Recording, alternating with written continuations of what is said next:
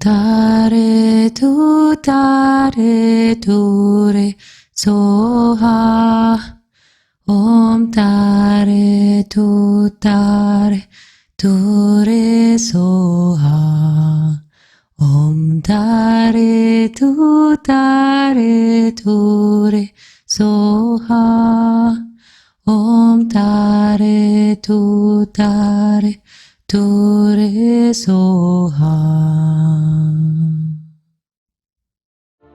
Bienvenue dans l'élan du cœur, le podcast spirituel qui a les pieds sur terre et la tête dans les étoiles. À chaque épisode, je t'aide à trouver le chemin d'une vie alignée et d'une spiritualité épanouie. Je ne te sauverai pas car tu n'es pas sans pouvoir. Je ne te réparerai pas car tu n'es pas brisé. Je ne te soignerai pas car je te vois dans ton entièreté. Je marcherai à tes côtés à travers l'obscurité, jusqu'à ce que tu vois ta propre lumière. Lorsqu'on découvre qu'on n'est plus qu'un corps qui travaille, qui marche, qui mange, qui s'amuse, et qu'on rentre dans une démarche de développement personnel, de guérison intérieure, on rentre aussi à ce moment-là dans toutes sortes de mécanismes d'identification.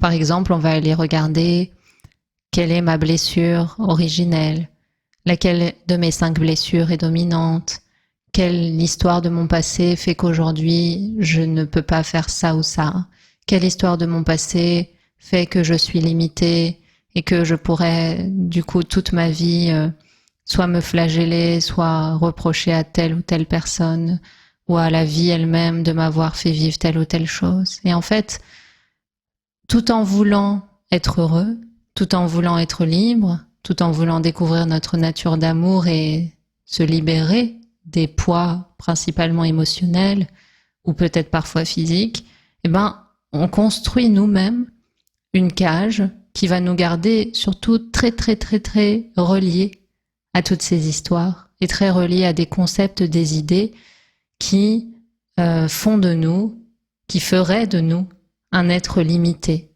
qui a toujours besoin de s'améliorer, de changer, de guérir.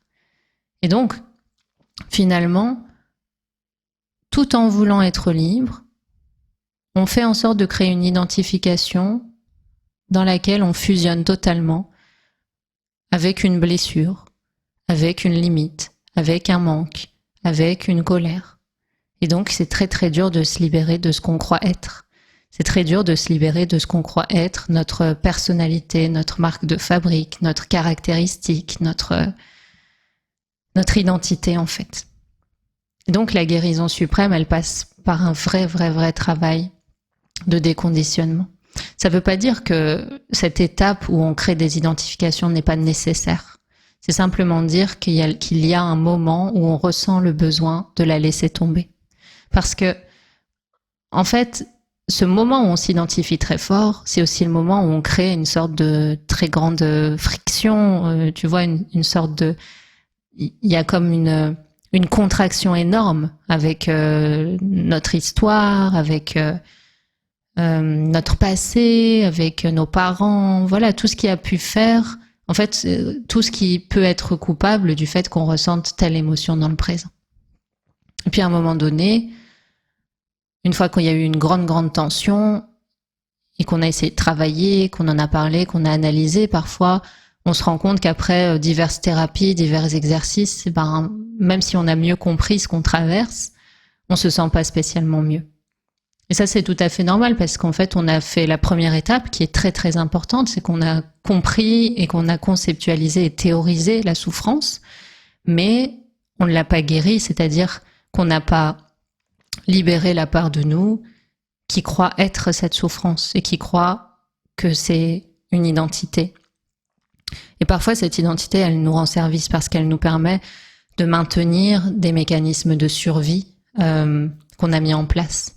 Ça, c'est très important parce que des fois, quand on travaille sur soi, en tout cas quand on veut retrouver la paix, on pense que la priorité, c'est de comprendre notre histoire, l'analyser, se libérer du trauma, de l'événement, faire de l'hypnose, tout ça. Ça, c'est une étape. Mais le moment où on est vraiment libre, c'est le moment où on se libère surtout des mécanismes de survie qu'on a mis en place pour survivre à cet événement ou à ce traumatisme. Ça peut être un traumatisme, on va dire en one shot, ou vraiment des traumatismes émotionnels qui ont été vécus sur la durée. En fait, on guérit quand, sur tous les plans de notre être, système nerveux, corps physique, corps mental, corps émotionnel, corps causal, corps, voilà, tous nos corps, toutes les parts de nous, quand on laisse partir les mécanismes de survie et de protection qu'on a mis en place pour survivre au séisme émotionnel. Et donc, c'est pour ça que qu'en séance ou dans plein de méthodes qu'on trouve, il y a un travail de reprogrammation en fait. Je ne suis pas telle blessure. Je me libère de telle idée. L'idée que je ne pourrai jamais aspirer à ça, l'idée que je ne suis pas digne de ça, et puis réaffirmer de quoi je suis digne, à quoi je m'ouvre. Parce que le déconditionnement, c'est comme si on vidait la pièce, mais c'est aussi un mouvement d'ouverture. C'est-à-dire, si je me libère d'une idée, ça veut dire que je me réouvre à tous les autres possibles auxquels je me fermais à travers cette idée.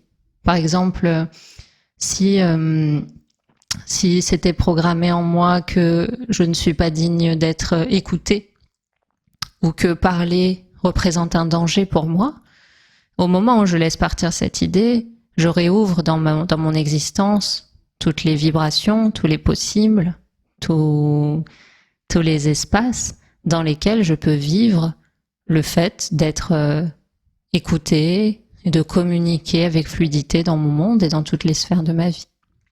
Donc c'est une réouverture. C'est-à-dire, je peux à nouveau tout être. Je peux à nouveau tout expérimenter. Je me libère de l'idée que je n'ai accès qu'à une petite partie et que cette petite partie ne me satisfait pas. Et puis, la guérison suprême aussi, c'est de pouvoir comprendre, intégrer et accepter que une situation extérieure ne sera jamais cause de bonheur. C'est-à-dire, le bonheur provient de la paix de l'esprit, et donc changer une situation extérieure ne sera pas la clé du bonheur. La situation extérieure va changer parce que notre esprit a changé. Et donc l'extérieur, c'est-à-dire le reflet du scénariste, l'esprit, se met en cohérence avec ce qu'on est devenu. Donc quand notre vie extérieure change, en fait, c'est pas le début d'une nouvelle vie, c'est l'aboutissement d'une transformation intérieure qui a déjà commencé il y a longtemps. Et ça peut nous soulager dans les périodes où on voudrait que ça bouge plus vite à l'extérieur, où on regarde plein de vidéos pour manifester, on écoute des ondes alpha et qu'il n'y a rien qui bouge. C'est juste se dire, non, là, la priorité, c'est ce qui est en train de bouger intérieurement. Et même cette frustration que je ressens est peut-être une clé pour avancer. Et peut-être, pour une fois, avancer de la bonne manière. Parce que c'est très intéressant dans les moments où on veut manifester quelque chose de nouveau, de se poser la question de l'intention. Parce qu'il y a beaucoup de choses, finalement, qu'on essaye de manifester, de changer, par besoin de fuir, par peur de manquer de quelque chose, par peur de rater quelque chose, pour à tout prix sortir de telle chose, comme si ça allait nous sauver d'un danger imminent. Et en fait, la vie elle-même n'est pas un danger, une situation en présence dans notre vie est la perfection elle-même parce qu'elle nous amène exactement à apprendre, voir et entendre ce que nous devons intégrer. Et il est beaucoup plus intéressant de se dire, ok, j'essaie de manifester, mais c'est quoi mon intention ? Est-ce que là, je suis en train de manifester par pure joie de devenir une version plus ouverte, plus vaste, plus aimante, plus compatissante, plus paisible de moi-même, ou est-ce que je me vois comme une petite chose qui doit à tout prix se sauver d'une situation ? Et ça aussi, c'est des choses sur lesquelles on peut être conditionné, voir petit, se voir comme vulnérable, se voir comme un corps, et donc avoir peur de la mort. Et en fait, c'est revenir à l'évidence que je ne suis jamais né, je ne mourrai jamais, je fais l'expérience d'une vie humaine, je suis un être spirituel qui fait l'expérience d'une vie humaine. Et là, dans tout ce que je vis actuellement, dans les émotions qui traversent, il n'y a rien véritablement qui peut me mettre en danger. Ce sont juste des expériences. De la pensée, c'est des pensées, c'est de la matière cérébrale, c'est des sensations physiques. C'est pas forcément peut-être celles que je souhaitais, ou c'est peut-être celles que je souhaitais, mais j'ai peur de les perdre.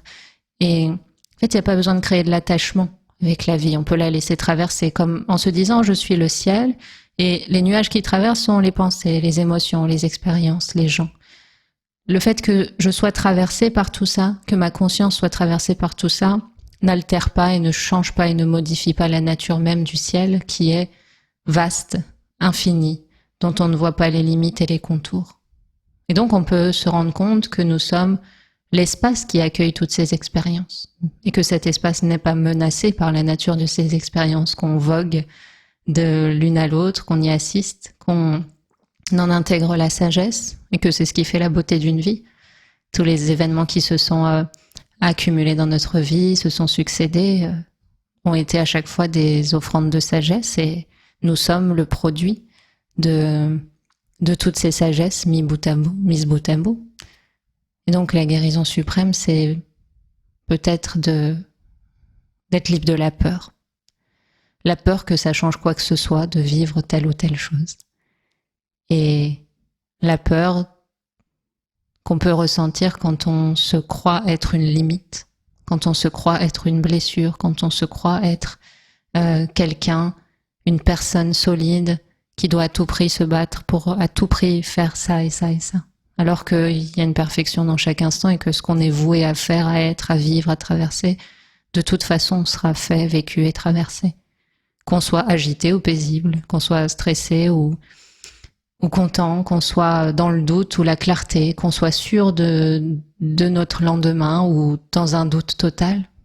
Tout ce qui doit être sera, et tout ce qui est là est exactement ce qui doit être.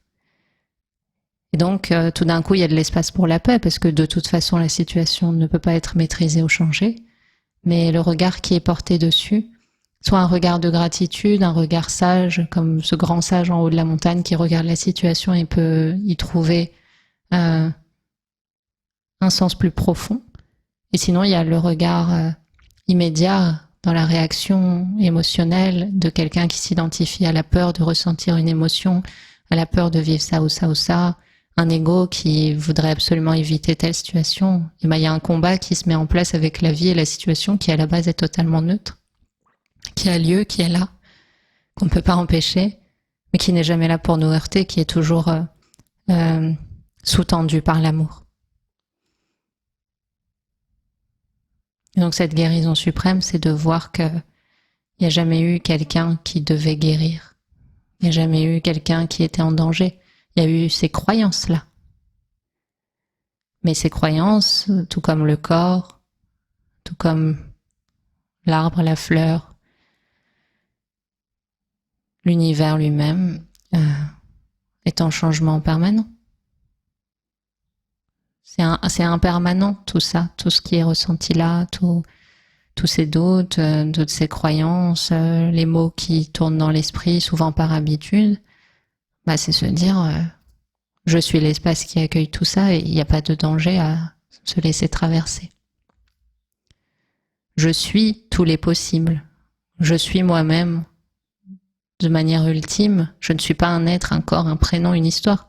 Je suis l'amour et la peur, la joie, la santé, la maladie, l'agitation, le calme, la vague, l'eau, la goutte, l'eau évaporée, le calme sur l'eau, la tempête du lendemain. Je suis tout ça. Je suis tous les possibles. Je peux donc accueillir tous les possibles. Je peux donc m'accueillir moi-même. Tout comme la nature accueille toutes ses saisons, sans rien redire à cela.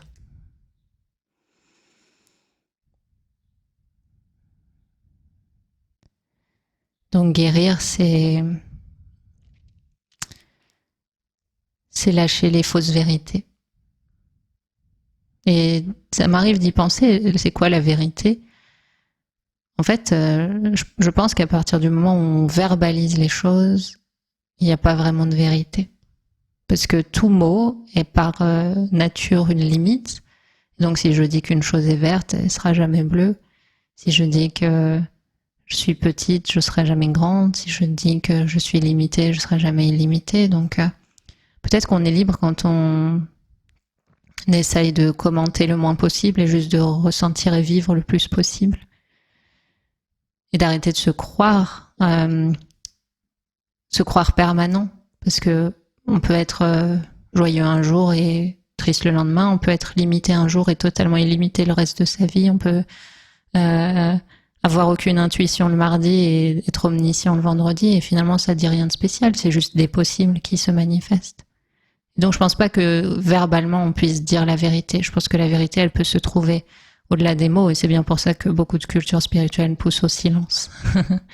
Au silence, à la méditation, parce que l'esprit est un cheval fou, enfin je dirais plutôt le mental est un cheval fou, et on a tendance à le suivre parce qu'on est habitué au bruit, et que des fois même le silence nous fait peur parce qu'on a l'impression de perdre le contrôle, et en fait on n'a jamais rien contrôlé. Et juste la vie qui a eu lieu, et puis notre mental, notre ego est venu rajouter un commentaire en se disant « Ah, c'est moi qui ai fait ça, c'est moi qui ai créé ça. » Le moi, le petit jeu, j'entends, pas la conscience ultime.